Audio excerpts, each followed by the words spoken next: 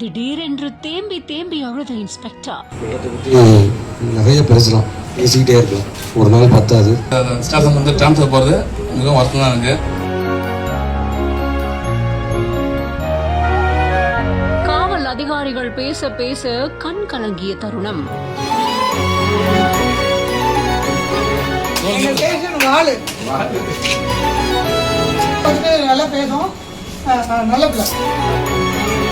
எத்தனை பேரை அசால்ட்டா ஹேண்டில் பண்ணிருப்பாங்க. அவங்க மனசுல இப்படி ஒரு ஈரமா?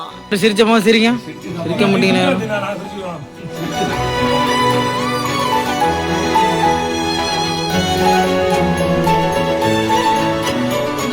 மாவட்டம் முழுக்க 3 வருஷங்கள் தொடர்ந்து பணியாற்றின காவலர்கள் பணியிட மாற்றம் செய்யப்பட்டு வந்துகிட்டு இருக்காங்க.